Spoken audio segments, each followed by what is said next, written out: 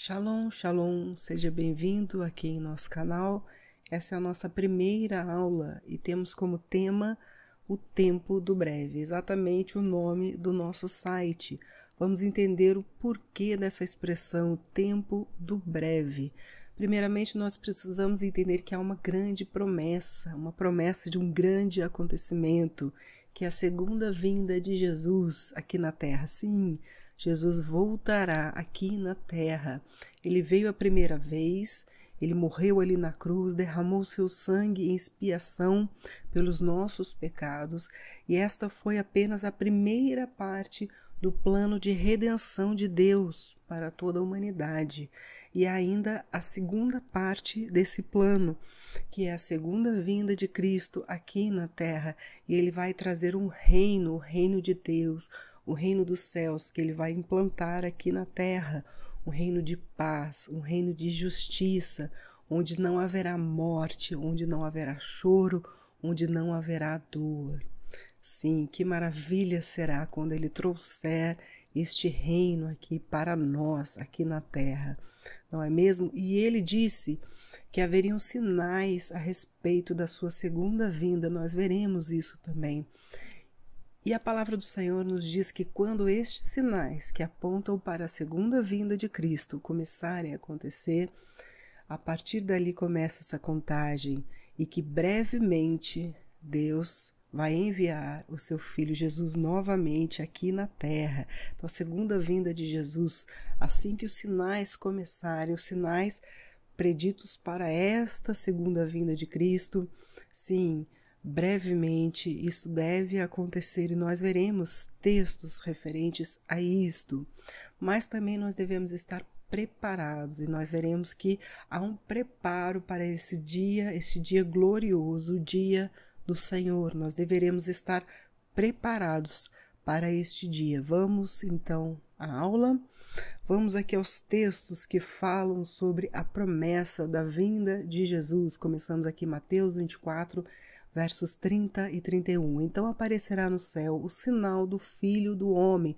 Essa expressão Filho do Homem falando de Jesus, quando ele esteve aqui encarnado na terra, matéria, como nós. E todas as tribos da terra se lamentarão e verão o Filho do Homem vindo sobre as nuvens do céu. Então essa segunda vinda de Cristo será pelas nuvens, nas nuvens do céu, com poder e grande glória. Que maravilha será esse dia! E ele enviará os seus anjos com rijo clamor de trombeta, os quais ajuntarão os seus escolhidos desde os quatro ventos, de uma a outra extremidade dos céus. Mas será que Deus então tem os seus escolhidos, os seus preferidos? Não é isso que vemos aqui na palavra do Senhor. Nós temos uma pista aqui que Pedro nos deixa na sua primeira carta, capítulo 1 e 2. Ele diz o seguinte: eleitos segundo a presciência de Deus. Então Deus é onisciente, ele é o Todo-Poderoso, ele sabe de todas as coisas e ele também tem a presciência, ele já sabe das coisas antes que elas vão acontecer, ele já está sabendo o que vai acontecer. Então, Deus é onisciente, ele tem onisciência e a presciência também. Então, a eleição de Deus, neste caso, é segundo a presciência. Neste caso, é segundo o que ele sabe a nosso respeito. Então, ele sabe aqueles que vão responder ao chamado dele, aqueles que serão obedientes à sua palavra e seguirão no caminho. Então, segundo a presciência dele, ele sabe disso, e por isso, quando ele diz os escolhidos, seriam estes segundo a presciência de Deus, não que Deus tenha os seus prediletos, os seus preferidos, tá bom? João nos escreve, capítulo 14, versos 2 e 3, na casa de meu pai há muitas moradas, se não fosse assim eu vou-lhe teria dito, pois vou preparar-vos lugar. Olha a promessa de Jesus aqui, e se eu for e vos preparar o lugar, virei outra vez. O próprio Senhor Jesus aqui fazendo a sua promessa, a promessa da sua volta, que virá novamente, e vos levarei para mim mesmo, para que onde eu estiver, estejais vós também. Olha que coisa maravilhosa! Onde Jesus estiver, nós estaremos com ele, seja na terra, seja no céu, onde ele estiver, nós estaremos com ele. Nós sabemos que ele vai implantar um reino de justiça aqui na terra. Nós estaremos aqui com ele. Vejamos aqui outro texto, Mateus 24, novamente, verso 44. Por isso estai vós apercebidos também, porque o Filho do Homem há de vir a hora em que não penseis. Então, o Filho do Homem há de vir, a promessa mais uma vez aqui, a hora em que não penseis. Então, vai pegar muita gente de surpresa. É isso que a palavra está nos mostrando aqui, essa profecia aqui. Então, nós vemos que o mundo hoje tem muitas distrações, de várias formas. O mundo ele está cheio de distrações para nos deixar desapercebidos dos sinais e não estarmos preparados para esse dia glorioso. Devemos estar atentos e fugir dessas distrações. No livro de Atos, capítulo 1, versos 9 a 11, e quando dizia isto, vendo-o eles, foi elevado às alturas, e uma nuvem o recebeu, ocultando-o a seus olhos. E estando com os olhos fitos no céu, enquanto ele subia, eis que junto dele se puseram 2 varões vestidos de branco, os quais lhe disseram: varões galileus, por que estáis olhando para o céu? Esse Jesus, que dentre vós foi recebido em cima no céu, há de vir assim como para o céu o vistes ir. Assim como para o céu o vistes ir. Como que eles viram? Ele foi elevado às alturas em uma nuvem. Então, mais uma vez aqui, mais uma referência de que Jesus voltará nas nuvens. Vejamos aqui outro texto, Mateus 25, 31 a 34 e depois o verso 41. Quando vier o Filho do Homem, então, mais uma vez aqui atestando que ele voltará. Então, quando vier o Filho do Homem na sua majestade, o reino de Deus que ele implantará aqui na terra, ele virá como rei. Então, quando ele vier como rei em sua majestade e todos os anjos com ele, então se assentará no trono da sua glória. E todas as nações serão reunidas em sua presença, e ele separará uns dos outros, como o pastor separa os cabritos as ovelhas. E porá as ovelhas à sua direita, mas os cabritos à esquerda. Então dirá o rei aos que estiverem à sua direita: vinde, benditos de meu Pai, entrai na posse do reino que vos está preparado desde a fundação do mundo. Então Deus já nos preparou este reino desde a fundação do mundo. Seguindo aqui, então o rei dirá também aos que estiverem à sua esquerda: apartai-vos de mim, malditos, para o fogo eterno, preparado para o diabo e seus anjos. Então nós vemos aqui neste texto que há uma divisão em 2 partes, entre as ovelhas e os cabritos. Aqueles que entrarão na posse do reino, salvos, e aqueles que passarão por juízo e serão condenados para fogo eterno. Esses são os que ele considerou aqui como cabritos. Então nós devemos entender que sim, haverá um juízo de Deus e haverá essa separação. Entrai na posse do reino, participaremos deste reino, tomaremos posse deste reino, seremos co-herdeiros junto com Cristo neste reino. Hebreus, o autor de Hebreus, aqui capítulo 9, 28, diz o seguinte: assim também Cristo, oferecendo-se uma vez para tirar os pecados de muitos, primeira vinda de Jesus, aparecerá segunda vez sem pecado aos que o esperam para a salvação. Então ele aparecerá segunda vez. Aqui ele já apareceu a primeira vez, morreu na cruz, ressuscitou e aparecerá uma segunda vez. A palavra não diz que haverá terceira, quarta, quinta, não.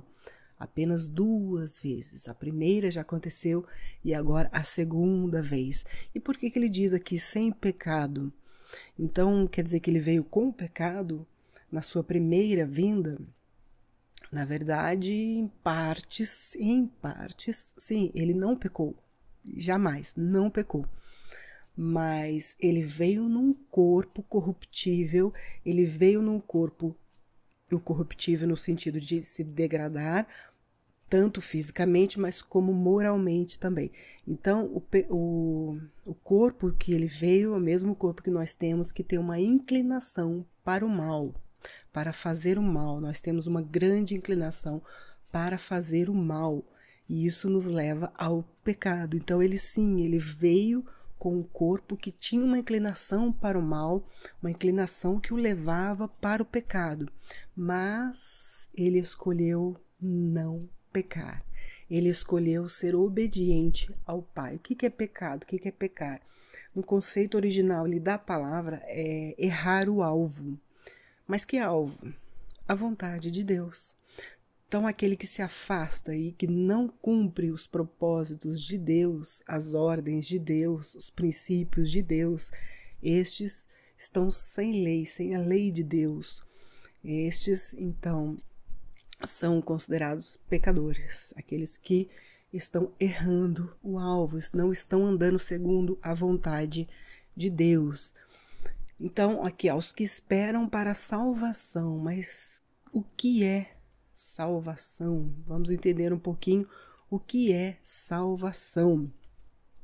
Paulo escreve aqui, 1 Timóteo 1,15, fiel é a palavra e digna de toda aceitação, que Cristo Jesus veio ao mundo para salvar os pecadores, dos quais eu sou o principal. Então, a salvação, ela está atrelada a quem? Aos pecadores, salvar os pecadores. Então, é ao pecado. Nós seremos salvos do pecado. Como assim? Vamos continuar lendo aqui Romanos. Paulo escreveu aos Romanos, capítulo 6, verso 23. Porque o salário do pecado é a morte, mas o dom gratuito de Deus é a vida eterna em Cristo Jesus, nosso Senhor. Então, o salário do pecado é a morte. Então, este é o problema do pecado, que nos conduz à morte. A morte física? Não. Principalmente a segunda a morte eterna. Então, eternamente condenado a estar longe da presença de Deus. Não haverá reconciliação com Deus para estes que permanecem no pecado, porque o salário do pecado é a morte. Então, o sangue de Jesus nos purifica do pecado, certo? Olha a importância da primeira vinda, essa primeira parte do plano de redenção de Deus para a humanidade. Através do sangue de Jesus, nós fomos remidos, nós fomos purificados. E pelo Espírito Santo, pelo poder do Espírito Santo, nós podemos, sim, viver uma vida sem pecado. Veremos mais adiante, inclusive, a respeito disso. E aqui Mateus 25, 46 diz o seguinte: irão estes para o castigo eterno, porém os justos para a vida eterna. Então, haverá juízo para os pecadores, aqueles que não se justificaram através do sangue de Jesus. A vida eterna é mediante o Senhor Jesus, Ele que nos encaminha para a vida eterna e nos justifica, nos purifica pelo seu sangue. Então, a salvação é nos salvar da morte eterna, da condenação eterna. Mateus ainda aqui, capítulo 1, versos 1 e 2. Naqueles dias apareceu João Batista pregando no deserto da Judéia e dizia: arrependei-vos, porque está próximo o reino dos céus. Mesmo livro, capítulo 4, 17. Daí por diante passou Jesus a pregar e a dizer: arrependei-vos, porque está próximo o reino dos céus. Então nós vemos que a chave é o arrependimento. Não há salvação, não há reconciliação com Deus se não houver um sincero arrependimento da parte do pecador, do homem, da pessoa, certo? Então foi o que João Batista já começou pregando e Jesus continuou com a mesma pregação: arrependei-vos. Essa é a chave para o perdão e reconciliação com Deus. Apocalipse 1, 7 e 8 diz: eis que vem com as nuvens, mais uma vez aqui provando a promessa de que ele voltará e voltará nas nuvens, e todo o olho o verá, até os mesmos que o traspassaram, e todas as tribos da terra se lamentarão sobre ele. Sim, amém. Eu sou o Alfa e o Ômega, o princípio e o fim, diz o Senhor, que é e que era e que há de vir, o Todo-Poderoso. Olha aqui a promessa, há de vir mais uma vez, certo? Paulo escreve aos Tessalonicenses, primeira carta, capítulo 4, 16 e 17. Porque o mesmo Senhor descerá do céu com alarido e com voz de arcanjo e com a trombeta de Deus, e os que morreram em Cristo ressuscitarão primeiro, ou seja, mediante Cristo ressuscitarão primeiro. Depois, nós, os que ficarmos vivos, seremos arrebatados juntamente com eles nas nuvens. Mais uma vez aqui as nuvens, a encontrar o Senhor nos ares, e assim estaremos sempre com o Senhor. Mais uma vez aqui estaremos sempre com o Senhor. Onde Ele estiver, estaremos com Ele.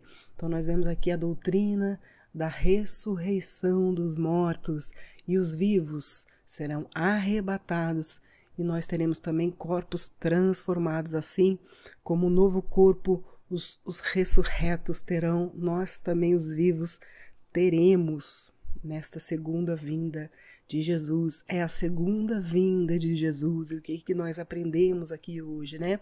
Haverá um sinal no céu, essa segunda vinda de Jesus. Todos verão, todo olho verá. Será com poder e grande glória. Haverá clamor de trombetas. Verá sobre as nuvens. Ele juntará os escolhidos. Será a hora em que não penseis. Virá em majestade, haverá um reino aqui na terra.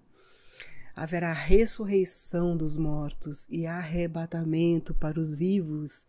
Haverá juízo, haverá julgamento ali de Cristo e separação de ovelhas e cabritos. Louvado seja o Senhor, grandioso será esse dia. Mas que sinais antecederão essa segunda vinda de Jesus? Quais serão os sinais que nos apontam sobre essa segunda vinda de Jesus? Esta foi a pergunta dos seus discípulos. Nós vemos aqui em Mateus 24, 3, dize-nos quando serão essas coisas e que sinal haverá da tua vinda e do fim do mundo. Os discípulos aqui perguntaram a Jesus a respeito de quais sinais precederiam a sua segunda vinda. E eles falam que fim do mundo, mas será que então o mundo vai acabar? Todos pregam aí, muitos têm esse entendimento de que o mundo vai acabar. Deus vai mandar Jesus, vai destruir tudo e o mundo vai acabar. Não é bem assim. Não vai acabar.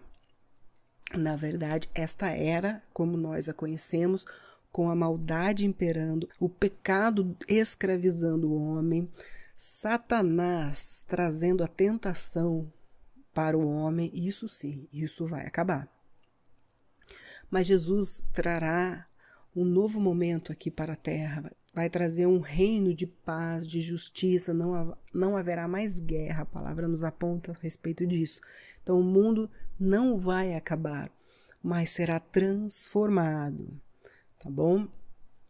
E a pergunta aqui, que sinal haveria disso? Quais os sinais, né? E nós vemos ali que neste texto Jesus ele traz uma sequência de sinais, as quais ele chamou de princípio das dores.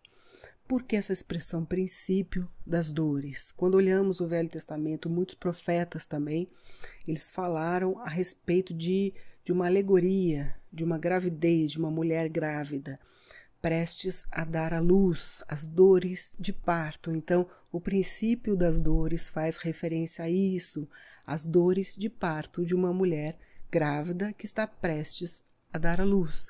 Então, é interessante nós olharmos isso, porque nós temos que entender que o processo ali, o princípio das dores, nós vemos que as contrações, elas são bem espaçadas, né? As dores vêm, depois passa-se um bom tempo até que vem a segunda contração, depois a outra contração, mas à medida que o tempo vai passando, o tempo entre as contrações também se encurtam, né? As contrações começam a ficar mais frequentes e as dores mais fortes. Isso também nós vemos nestes sinais. Então, nós vemos que muitos dos sinais que Jesus apontou ali como princípio das dores, nós já há até algumas décadas já estamos vendo acontecer.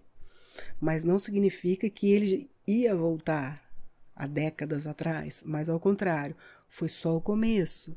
E agora elas estão intensificando cada vez mais, tanto no tempo entre uma e outra, entre um e outro sinal, quanto também na intensidade, na dor que tem causado. Interessante esse detalhe nós atentarmos também. Então, ele citou alguns sinais ali como princípio das dores. Com os próximos estudos, nós veremos mais a fundo e detalhadamente estes sinais. Não é o propósito da nossa aula de hoje, mas também estudaremos isso. Há depois uma sequência de sinais as quais ele chamou de tribulação. A sequência ele chamou de tribulação. Então ele trouxe ali alguns sinais que ele chamou de princípio das dores e depois se seguiu ao período de tribulação. Isso nós vemos descrito em Mateus 24, no Evangelho também de Marcos 13 e Lucas 21 também. Paralelamente a isso, nós vemos que Apocalipse também traz ali algumas visões muito interessantes de João a respeito dos 7 selos, 7 trombetas, 7 taças, que são sinais também que estão em correlação ao princípio das dores e ao tempo de tribulação. Nós estudaremos também, teremos a oportunidade de estudar sobre os selos, veremos as trombetas, as taças também. Em uma próxima oportunidade, nós também faremos esses estudos. Então, nós vimos aqui que há sinais específicos. Quando estes sinais começarem a acontecer, aí sim, nós podemos ver que brevemente Jesus voltará. E nós vemos esta promessa do tempo do breve, que será brevemente. Nós vemos em alguns textos, a começar aqui Apocalipse 1:1.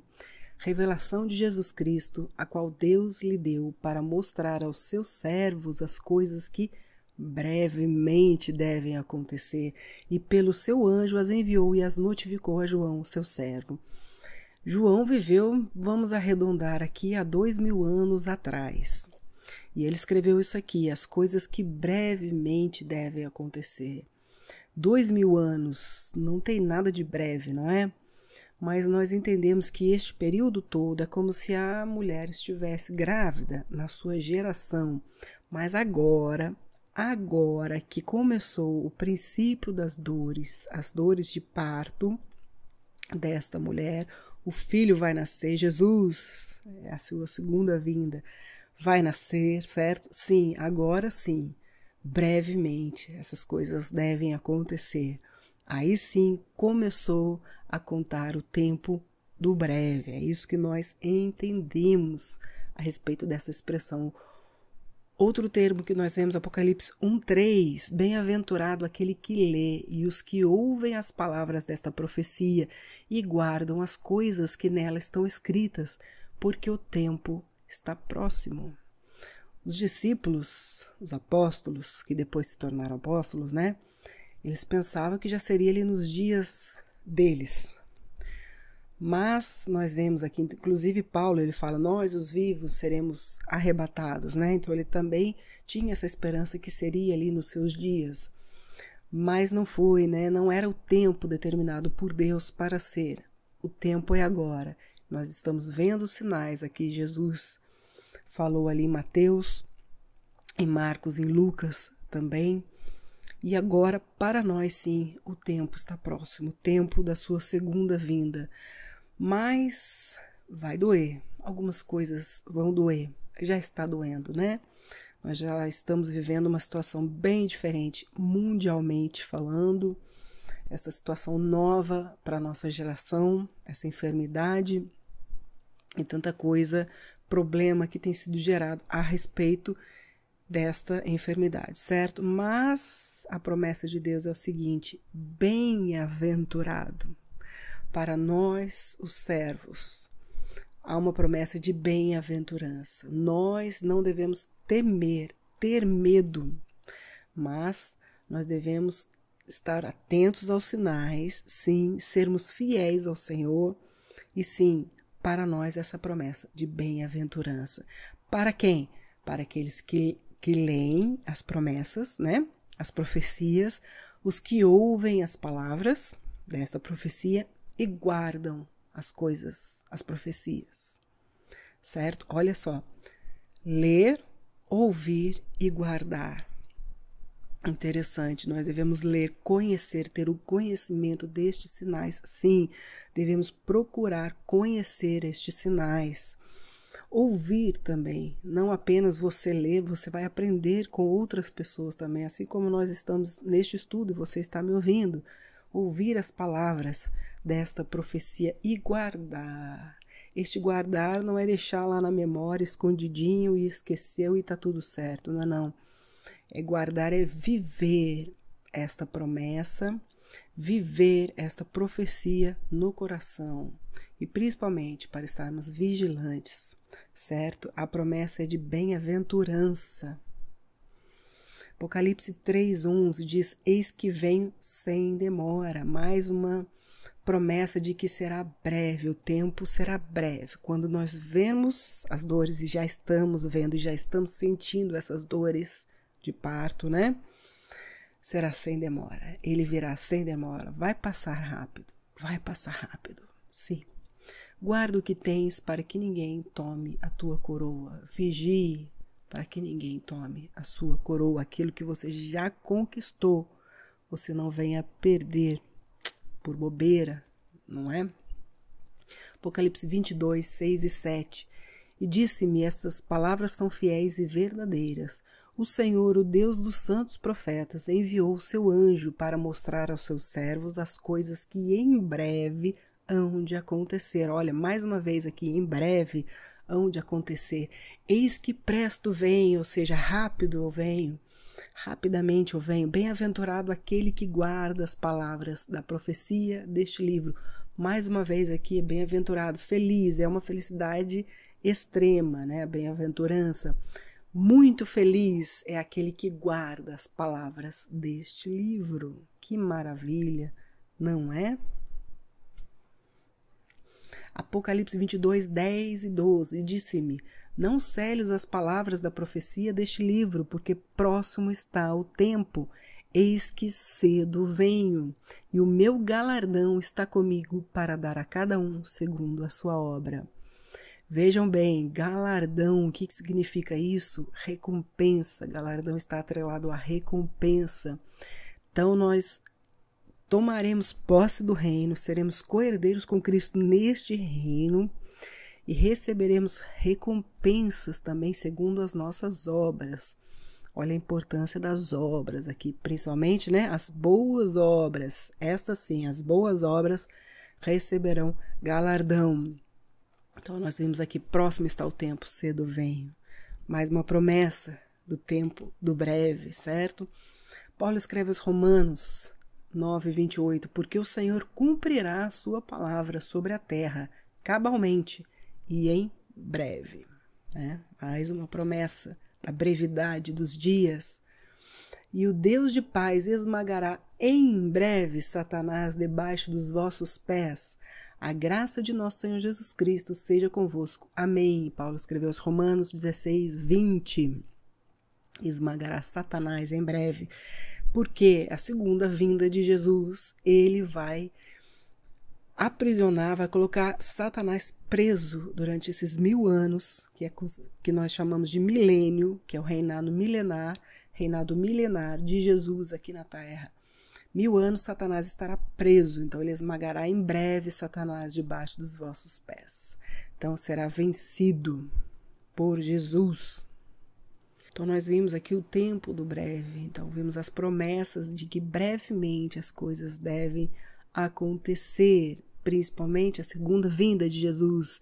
E nós somos bem-aventurados quando nós guardamos as profecias, as palavras dessas profecias no coração, e principalmente por quê? Para vigiarmos, para entendermos no contexto profético onde nós estamos e principalmente para nós estarmos vigilantes neste momento, certo? Então, justamente isso nós falaremos agora, o nosso preparo para esse glorioso dia. Vejamos aqui um texto, o autor de Hebreus, capítulo 10, versículos 24 e 25, diz: e consideremo-nos uns aos outros para nos estimularmos ao amor e às boas obras. Gente, a palavra do Senhor fala muito a respeito do amor ao próximo e boas obras. Obras trazem salvação? Não, a salvação é pela fé.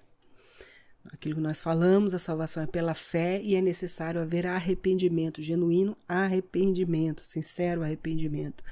Mas as boas obras são importantíssimas para a fé, porque a fé sem obras é morta. Olha que coisa mais séria. A fé sem obras é morta. Então, as boas obras está intimamente ligada à fé. Então, precisamos de boas obras, certo? E amor ao próximo, que a palavra do Senhor mais fala a respeito, é o amor ao próximo, certo? Então, nós devemos estimular uns aos outros ao amor e às boas obras. Não deixando a nossa congregação. Interessante isso aqui, corpo de Cristo. Sim, é importante participar do corpo, de algum corpo, de preferência sadio, né?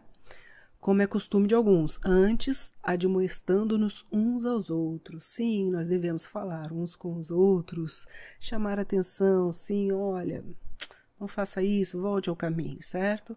Admoestando-nos uns aos outros, e tanto mais quanto vedes que se vai aproximando aquele dia. Que dia? O dia glorioso, a volta de Jesus, a segunda volta, a segunda vinda de Jesus aqui na terra. Que maravilha, né? Pedro escreve ali na sua segunda carta, 3, de 11 a 13, visto que todas essas coisas hão de ser assim desfeitas, deveis ser tais como os que vivem em santo procedimento e piedade, esperando e apressando a vinda do dia de Deus. Olha que mistério. Vamos terminar aqui. Por causa do qual os céus incendiados serão desfeitos e os elementos abrasados se derreterão. Nós, porém, segundo a sua promessa, esperamos novos céus e nova terra, nos quais habita justiça. Isso aqui vai já começar, né? Essa justiça de Deus no reino milenar de Cristo, certo? E sim, depois dos 1000 anos, a terra será restaurada, reformulada. Teremos novos céus e nova terra, certo? Mas quero chamar a atenção aqui que nós devemos andar em santo procedimento, santidade e piedade. Sim, olha como é importante isso aqui, porque isso aqui está relacionado a boas obras e amor ao próximo, a responsabilidade com o próximo também, né? Esperando e apressando, nós devemos esperar e apressar a vinda do dia de Deus. Como que nós podemos apressar a vinda? Eu entendo aqui o que Paulo fala ali aos Romanos. Ele fala o seguinte, que em parte veio o endurecimento aos judeus, né, ao povo de Israel, até que haja entrada a plenitude dos gentios. Acontece que aquilo que em parte foi endurecimento vai passar. Então, sim, eles vão se reconciliar com Deus. Aí diz o texto que e aí todo Israel será salvo. Então, eu creio sim que nós podemos apressar a vinda de Cristo como orando pela salvação dos judeus, orando para que eles atentem para o Messias correto, Jesus, para que muitos deles venham a ter experiência com Jesus, experiência verdadeira com Jesus e possam aceitá-lo como seu Messias, como verdadeiro Messias enviado de Deus. Hoje já são aproximadamente 1 milhão de judeus que creem em Jesus. Olha que maravilha! E Deus nos promete aqui, o Senhor nos promete aqui, que quando houver a plenitude dos gentios, ou seja, passar o tempo dos gentios, todo Israel será salvo. Não serão só esse grupo, não será só esse grupo de 1 milhão de judeus, mas serão todos da casa de Israel que serão salvos em Jesus, em Yeshua, certo? Então eu creio que nós podemos apressar a vinda de Cristo orando por eles. Orem por eles. Orem para que eles tenham experiência com Jesus, para que mais judeus venham a aceitá-lo como o Messias enviado de Deus, certo? Então, como nós podemos nos preparar para esse dia glorioso, o dia da vinda, da volta de Jesus? Primeiro ponto, arrependimento. Aquilo que nós já falamos é importantíssimo, arrependimento. Vejamos aqui alguns textos. Pedro, segunda carta, capítulo 3, verso 9. O Senhor não retarda a sua promessa, ainda que alguns a têm por tardia. E olha, eu preciso falar aqui o seguinte. Deus já tem dado oportunidade para o homem há 6.000 anos.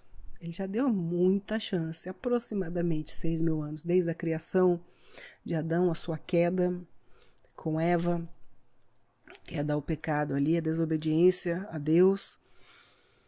E ele tem dado chance ao homem, aproximadamente 6.000 anos. Mas o tempo tem limite, né? O tempo está findando. Então é necessário entrarmos em arrependimento sincero ao Senhor. Então, ainda que alguns a tenham por tardia, aqui está dizendo tardia por quê? Alguns entendem que está até demorando, o Senhor está demorando para vir, certo? Mas ele tem o tempo certo e dando oportunidade a todos. Então, ainda que alguns a tenham por tardia, mas é longânimo para convosco, não querendo que alguns se percam, senão que todos venham a arrepender-se. A vontade de Deus é a salvação de todos. A vontade de Deus, ele não tem prazer na morte do ímpio, ele não tem prazer na condenação do ímpio, não. O desejo dele é que todos venham a arrepender-se. E aqui nós vemos Pedro falando isso, atestando isso na sua carta, certo? Lucas, Evangelho de Lucas 24, 46 e 47. E disse-lhes, assim está escrito e assim convinha que o Cristo padecesse e ao terceiro dia ressuscitasse dos mortos, e em seu nome se pregasse o arrependimento e a remissão dos pecados em todas as nações. Não é só para os judeus, a salvação é para todos, começando por Jerusalém. Sim, a salvação veio primeiro aos judeus, mas também a todos os gentios, a todas as nações. Então, a pregação era sobre o arrependimento e a remissão dos pecados. Olha a importância aqui do arrependimento. A primeira coisa que nós devemos ter em nossa mente como preparo é o arrependimento do pecado, das más obras. Vamos ver aqui Atos 3,19 diz, arrependei-vos, pois, e convertei-vos para que sejam apagados os vossos pecados e venham assim os tempos do refrigério pela presença do Senhor. Que maravilha, né? Mais uma vez, arrependei-vos. Olha a importância do arrependimento. É o primeiro passo, arrependimento. E convertei-vos. E essa palavra aqui no original, inclusive, tem o sentido de tornar, voltar aonde estava, né? Ao ponto onde estava. Interessante que todos nós somos criatura de Deus. Deus que nos formou, Deus quem nos deu a vida. E Ele deseja que nós retornemos a Ele. Então, é necessário arrependimento e voltar para o nosso Criador. Que maravilha, né? Conversão também fala de mudança de caminho. Você está no caminho e há uma conversão. Você muda de caminho, certo? É aquele caminho que te levava à perdição, o pecado que te levava à morte. Você sai deste caminho, você muda este caminho, muda para Cristo. Ele é o caminho, a verdade e a vida, não é mesmo? Então nós vimos aqui que o primeiro ponto, o arrependimento, é fundamental para o nosso preparo. Segundo, abandonar o pecado. É importante abandonar o pecado. E vejamos aqui alguns textos. Primeira carta de João 3, 8 a 10. Quem pratica o pecado é do diabo. Ó, papo reto aqui, hein? Quem pratica o pecado é do diabo. Não sou eu que estou falando, tá? Foi João que escreveu. Foi eu não, foi ele. Porque o diabo vive pecando desde o princípio. Para isto, o Filho de Deus se manifestou, para desfazer as obras do diabo. Qualquer que é nascido de Deus não vive na prática do pecado. Qualquer que é nascido de Deus não vive na prática do pecado. A prática do pecado. Abandonar a prática do pecado. Porque a sua semente permanece nele e não pode viver pecando. Mas claro que isso é impossível, né? Porque é nascido de Deus. Nisto são manifestos os filhos de Deus e os filhos do diabo. Qualquer que não pratica justiça, não ama a seu irmão, não é de Deus. Isso aqui é muito grave, inclusive. Vou até repetir. Qualquer que não pratica justiça e não ama seu irmão, não é de Deus. Muito grave isso aqui, né? Então, o pecado na vida daquele que agora crê em Jesus, agora já se arrependeu dos seus pecados, dos seus erros, das suas más obras. O pecado ele tem que se tornar apenas um acidente, não uma prática, não uma constância. Não viver pecando. Isso pode acontecer? Pode. Ninguém está isento de acontecer, de pecar, certo? Mas tem que ser apenas um acidente. Aconteceu sem ser previsto, né? Sem ser premeditado. Não pode ser constante na vida do crente em Deus, certo? Livro de Atos aqui 3:26. Tendo Deus ressuscitado o seu servo, Jesus, né? Enviou primeiro a vós outros para vos abençoar, no sentido de que cada um se aparte das suas perversidades. Aqui, ó. Então, isso aqui está relacionado ao pecado. Sim, abandonar, apartar das perversidades. Mais um texto, Paulo escreve Romanos 6:6. Sabendo isto, que o nosso velho homem foi com ele crucificado, para que o corpo do pecado seja desfeito, a fim de que não sirvamos mais ao pecado. Olha que interessante. Então, o pecado não pode nos dominar mais. Não temos que mais obedecer à escravidão, à servidão do pecado, certo? Agora somos nova criatura, temos força pelo Espírito Santo de Deus, somos renovados, restaurados. E podemos sim abandonar o pecado. João 8:11. E ela disse: ninguém, Senhor. E disse-lhe Jesus mesmo falando: nem eu também te condeno. Vai-te e o quê? Não peques mais. Então, aqui é a ordem de Jesus. Vai-te e não peques mais. Então, o abandono do pecado. Temos que procurar não pecar mais. Então, primeiro ponto, arrependimento. Segundo, abandonar o pecado. E o terceiro ponto, né? A santificação. Então, arrependimento, abandonar o pecado. E agora nós entramos em processo de santificação. O que é santificação? Separação das coisas do mundo de uma forma bem simplista, né? Podemos até fazer e pretendo fazer um estudo a respeito de santificação e podemos ver isso com mais profundidade. Mas de uma forma bem simples, é separar das coisas do mundo, dessa vida de pecado, da iniquidade, é separação para Deus, né? Isso é santificação, das coisas puras, não se meter mais com coisas impuras, com impurezas, e isso nós estamos nos santificando. Paulo escreve aos Romanos 6:22, mas agora libertados do pecado e feitos servos de Deus, tendes o vosso fruto para a santificação e, por fim, a vida eterna. O objetivo é a vida eterna, certo? Então, ó, foi liberto do pecado, feito servo de Deus, tendes o vosso fruto para a santificação. Você se arrependeu, o sangue de Jesus te libertou, te justificou do pecado, certo?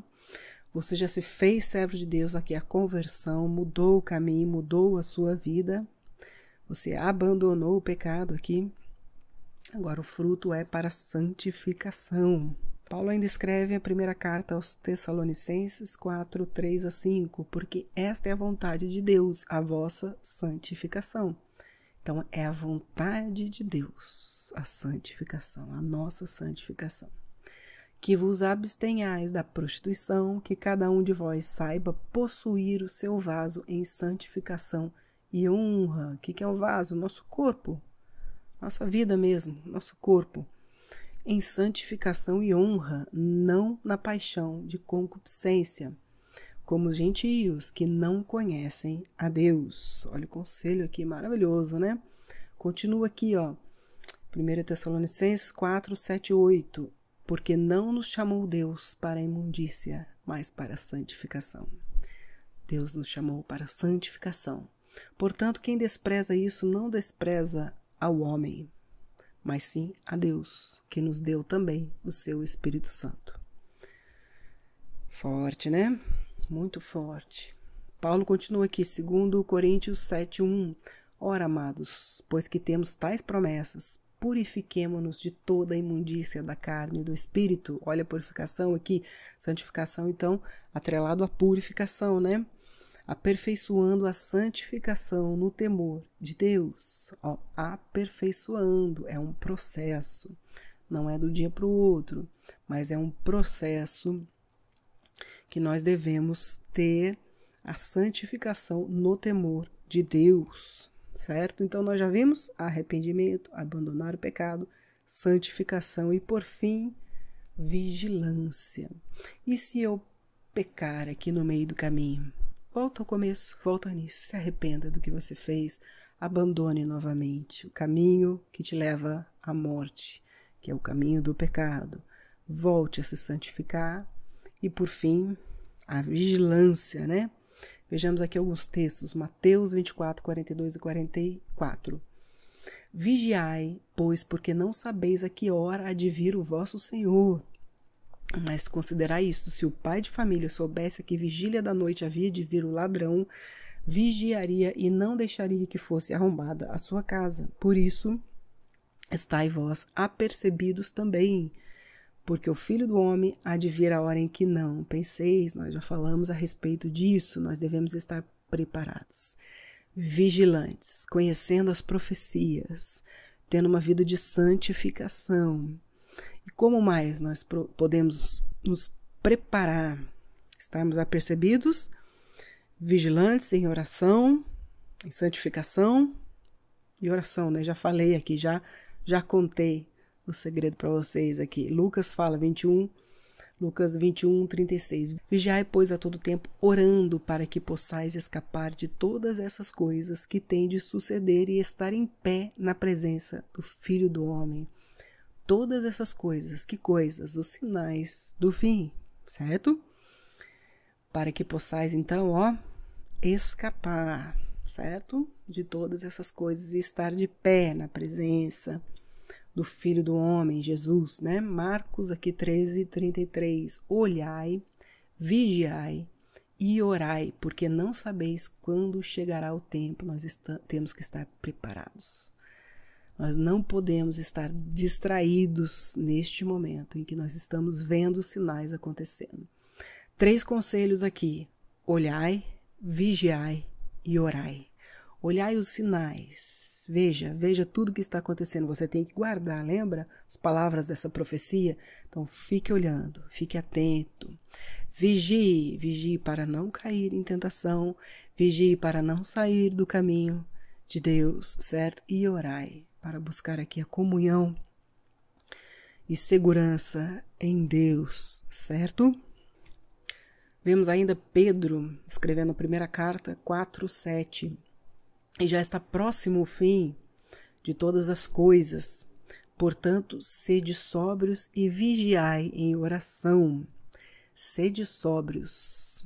Então, tem 2 sentidos aqui. Essa palavra sóbrios não é só das pessoas que bebem demais e tem aqueles que não bebem, então são os sóbrios, certo? Mas quando olhamos o contexto original dessa palavra em grego, ela tem mais o sentido, a tradução, mais o sentido de estar calmo, sereno, tranquilo. A palavra aqui é o seguinte: nós devemos manter a calma.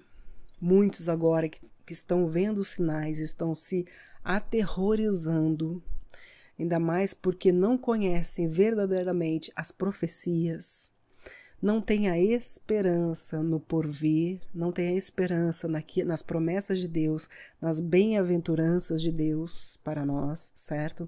Esses sim, esses não ficam calmos, ficam aterrorizados quando estão olhando os sinais, mas nós, que nós conhecemos as profecias deste livro, o conselho é o seguinte: sede sóbrios, permaneçam calmos, serenos, tranquilos, mas, vigiai em oração. Mais uma vez aqui, como podemos vigiar? Em oração, mantendo uma vida de oração. Pedro ainda, aqui no capítulo 5, versos 8 e 9, sede sóbrios, vigiai, porque o diabo, vosso adversário, anda em derredor, bramando como leão, buscando a quem possa tragar, ao qual resisti firmes na fé, sabendo que as mesmas aflições se cumprem entre os vossos irmãos no mundo. Virá uma aflição agora, mais do que naquela época, hein? Já houve uma perseguição ali aos primeiros cristãos, e as coisas serão intensificadas agora, novamente, no final. Mas olha, mais uma vez ele falando aqui: sede sóbrios, mantenham a calma, sejam tranquilos, serenos, certo? Mas sempre vigiando, certo? Resistir firmes na fé. Olha outro conselho importantíssimo de Pedro aqui: resistir firmes na fé. Lucas aqui 21:19 também nós vemos: é na vossa perseverança que ganhareis a vossa alma. Perseverança, na perseverança que ganhareis a vossa alma para a vida eterna, certo? Então, devemos resistir firmes na fé. E eu termino aqui dizendo o conselho que nós vemos aqui em Lucas 21:28. Ora, ao começarem estas coisas a suceder, ou seja, os sinais do fim, exultai e erguei a vossa cabeça, porque a vossa redenção se aproxima. Por isso, por essa certeza que a nossa redenção se aproxima, é que nós mantemos a calma no coração. Podemos manter, o Espírito Santo nos dá esse poder de mantermos a calma neste momento. Nós devemos não ficar tristes, abatidos, desesperados, chorando. Ao contrário, olha o que fala aqui a palavra: exultai, erguei as vossas cabeças, erguei a vossa cabeça, porque a vossa redenção se aproxima. Esse texto aqui para mim é maravilhoso. Devemos ter em mente. Então, como nós nos preparamos? Arrependimento, abandonar o pecado, santificação, vigilância em oração. Então, com isso, nós terminamos a aula de hoje, sabendo que há uma promessa da segunda vinda de Cristo. Ele voltará, sim, ele voltará. Há sinais específicos para este dia. E quando estes sinais começarem, sim, podemos erguer as nossas cabeças, exultar em alegria, porque temos a certeza que brevemente este dia chegará. Devemos estar preparados para este dia maravilhoso, que será o grande dia do Senhor, o dia da volta do nosso Salvador, o Senhor Jesus Cristo. Espero vocês nas nossas próximas aulas. Teremos outras aulas a respeito dos sinais do fim e aquilo que nós podemos nos preparar, estarmos preparados, uma vida de santidade, de transformação, uma nova vida em Cristo. Nós traremos vários estudos aqui a respeito da palavra de Deus, certo? Espero vocês no nosso próximo estudo e desejo que Deus abençoe a todos vocês.